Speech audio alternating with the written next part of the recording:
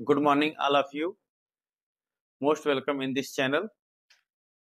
Today, I will discuss about simple sentences by the using of preposition before gerund or noun. First, you should know what is gerund. Gerund is a non-finite verb that is made from adding first form of the verb ing और इसका हिंदी अनुवाद करने पर ना नी ने आता है और ये जो है वर्बल नाउन होता है। ये वर्ब से तो बनता है लेकिन यह नाउन का काम करता है। तो हम करेंगे क्या, इस चैप्टर के अंतर्गत सीखेंगे हम जिरंड या नाउन के पहले जो है प्रीपोजिशन का प्रयोग करके भी हम सिंपल सेंटेंस बना सकते हैं। इसे लिखा है रमेश बॉट ए पेन,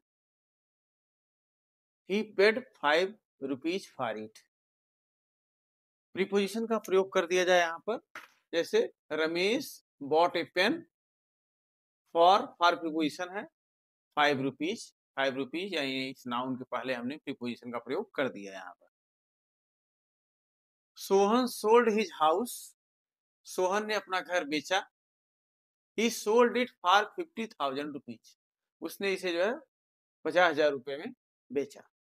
अब यहाँ पर हम इसको कर सकते हैं, Sohan sold his house for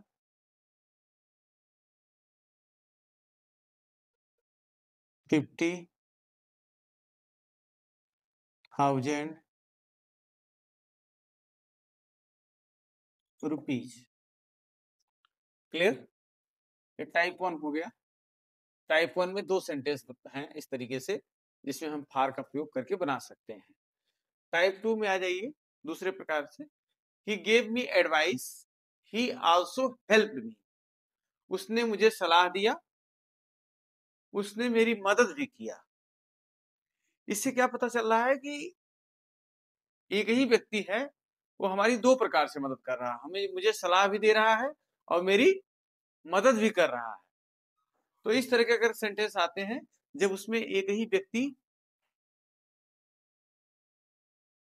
एक से अधिक सहायता देता हुआ है, यानी एक ही व्यक्ति जो है 2 प्रकार की सहायता देता हुआ पाया जाए, एक ही व्यक्ति 2 प्रकार की सहायता देता हुआ पाया जाए, तो उसमें हमें बिसाइड्स का प्रयोग करना चाहिए। बिसाइड्स लिखते हैं हम BESIDES। बिसाइड्स का मतलब होता है के अतिरिक्त, के अलावा। बिसाइड्स, अब यहाँ पर हम वर्ब है जिरंड का प्रयोग करेंगे। जिरंड का मतलब होता है वर्ब की फर्स्ट फॉर्म में आईएनजी। यहाँ पर बिसाइड्स गिविंग लिख देंगे, बिसाइड्स गिविंग मी एडवाइस, कामा इधर वाले सेंटेंस को, लास्ट वाले सेंटेंस को ज्यों का त्यों लिख देते हैं। Also helped me, besides giving me advice ही आल्सो हेल्प मी, यानी मुझे सलाह देने के अतिरिक्त उसने मेरी मदद भी किया। फिर है आई एडवाइज्ड हिम,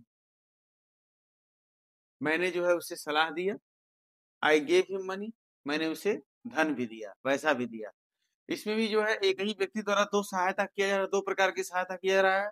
यहाँ पर भी हम बिसाइड्स का प्रयोग करें, बिसाइड्स एडवाइजिंग, बिसाइड्स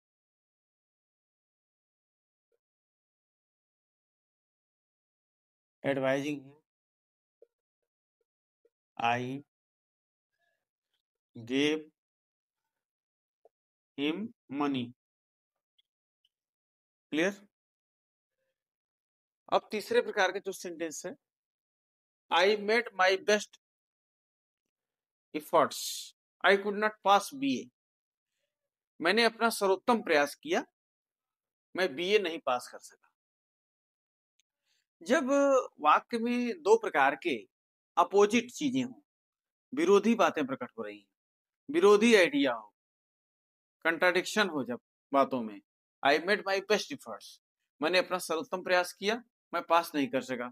जब दो विरोधी बातें हो तो वहां पर इन स्पाइट ऑफ का प्रयोग करें। किसका प्रयोग करें? In spite of. In spite of का प्रयोग करके, इन स्पाइट ऑफ प्रीपोजिशन का प्रयोग करके हम बना सकते हैं simple sentence.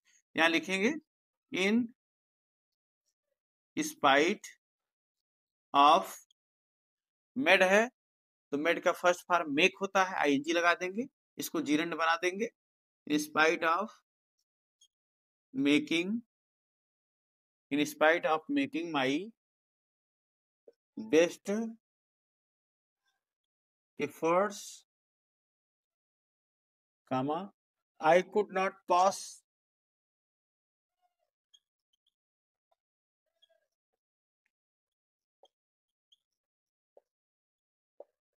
I could not pass BA. Okay, he has failed many times, वह कई बार असफल हो चुका है। he hopes to pass, वह जो है पास होने की आशा रखता है। इसमें भी जो है दो विरोधी बातें हो रही हैं। जब दो विरोधी बातें होती हैं तो वहां पर इन स्पाइट ऑफ का प्रयोग, इन स्पाइट ऑफ का मतलब होता है के बावजूद, तो हम करेंगे in spite of, in spite of having failed, in spite of having failed many times,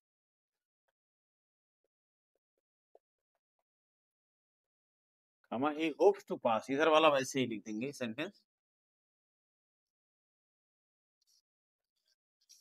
he hopes to pass। Okay, आप लोगों को तीन प्रकार से चीजों को समझ में आ गया होगा। अब इसके आगे देखते हैं।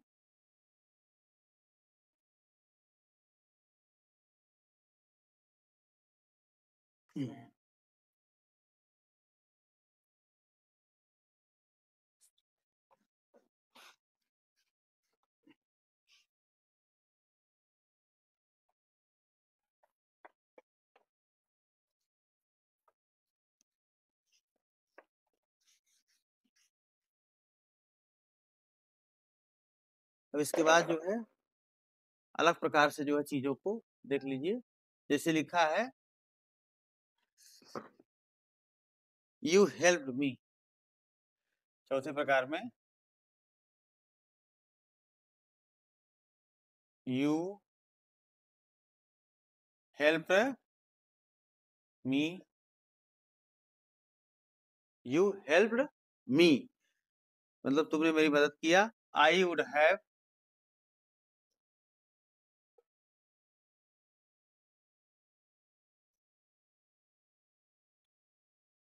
I would have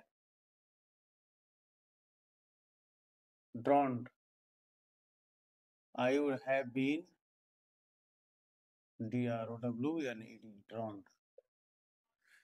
ठीक है, you helped me, आपने मेरी मदद किया।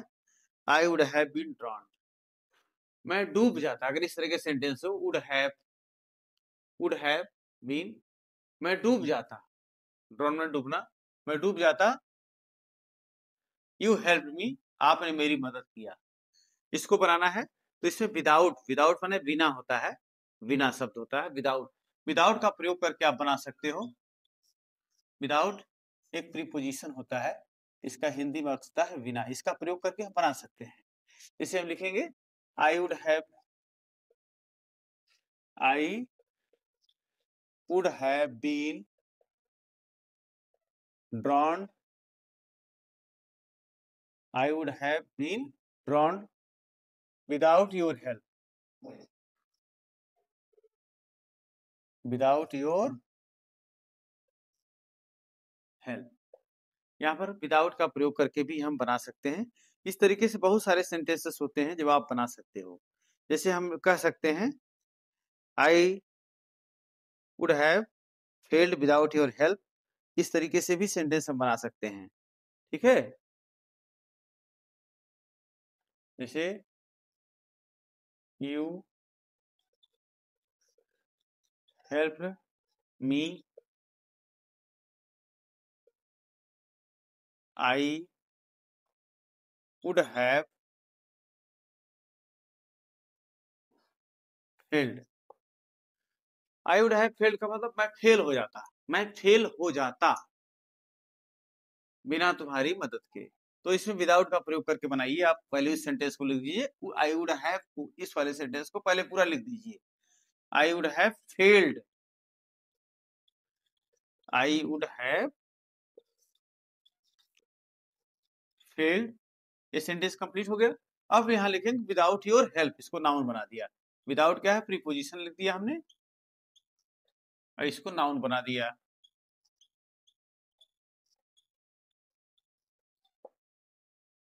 अंडरस्टूड। इस प्रकार से जो है आपको जो है टाइप 4 समझ में आ गया होगा। अब क्या है, टाइप 5 के अंतर्गत हम देखेंगे कि जब एक काम करने के बाद, एक काम करने के बाद एक काम समाप्त हो रहा है, फिर दूसरा काम शुरू हो जाता है, तो ऐसे में भी हम आफ्टर, आफ्टर प्रीपोजिशन का प्रयोग करके बना सकते हैं। आफ्टर प्रीपोजिशन के प्रयोग से भी हम ये काम कर सकते हैं। जैसे जब एक काम समाप्त हो और दूसरा शुरू हो जाए, जैसे आई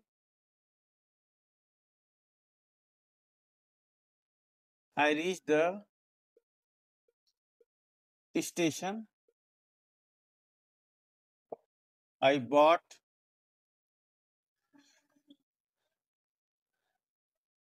tickets.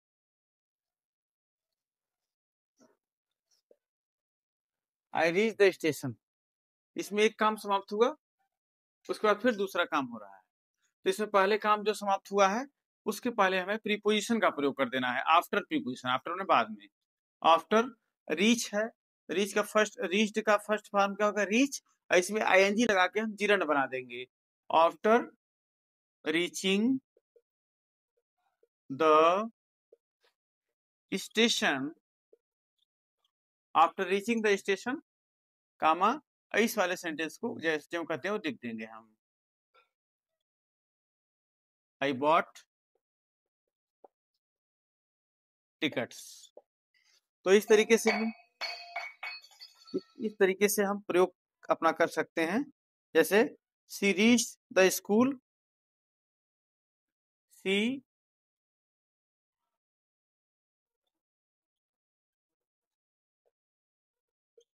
Reach the school, then she finished her work. She reached the school, then she finished her work. अब यहाँ पर देन बाद में काम हुआ है, ये काम पहले हो रहा है, तो इसमें क्या करेंगे हम, जब बनाते समय देन को हटा देंगे, लेकिन यहाँ पर हम लिखेंगे after, after reaching, after reaching the school, comma, after reaching the school she finished her work. School पहुंचने के बाद, स्कूल पहुंचने के बाद उसने अपना काम समाप्त कर लिया। इस प्रकार से जो है हमने देख लिया कि बहुत सारी चीजों को जो है कंप्लीट हो गया, इस तरीके से हम बना सकते हैं। लेकिन अब हम आगे टाइप 6 तरह का, छठवें प्रकार का देखने का प्रयास करेंगे, हम लोग समझने का प्रयास करेंगे।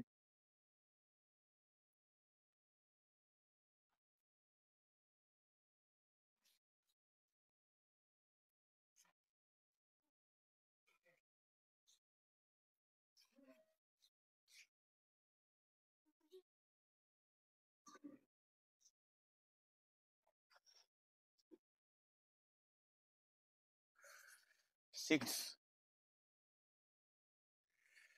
जैसे जैसे हम कहें कि हम he has failed, he had the news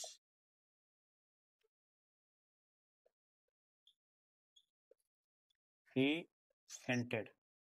He has failed. वो असफल हो गया, उसने जो है समाचार सुना, वो मूर्छित हो गया। तो इसको हम बनाएंगे ऑन प्रीपोजिशन का प्रयोग करके, ऐसे बना सकते हैं, on hearing the news, on hearing the news of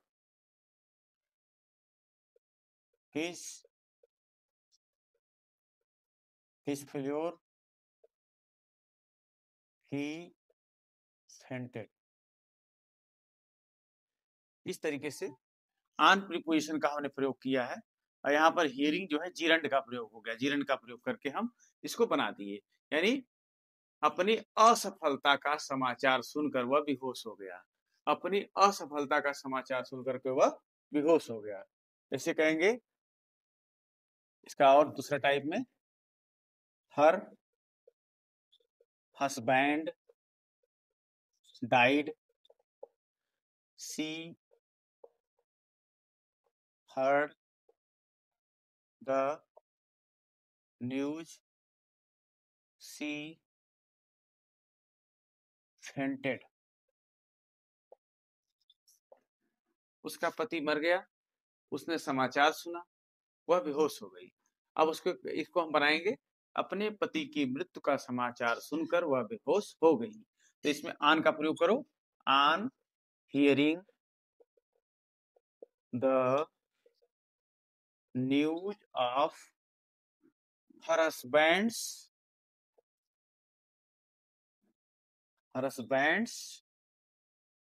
death she fainted. इस तरीके से on hearing the husband she fainted, इस तरीके से हम लिख सकते हैं। से he was arrested, ये किस तरीके से है,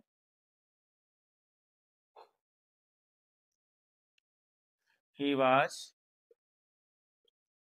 arrested, I heard the news,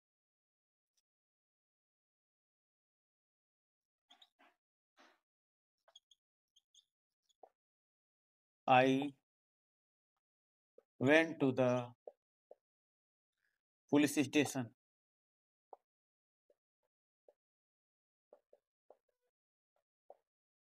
He was arrested, वो गिरफ्तार हुआ था, मैंने समाचार सुना, मैं पुलिस स्टेशन गया, यानी उसकी गिरफ्तारी का समाचार सुनकर मैं पुलिस स्टेशन गया। तो आप लिख सकते हैं कि इस प्रकार से हम ऑन हियरिंग करके यूज कर सकते हैं, on hearing the news of his arrest, on hearing the news of his arrest, I went to the police station.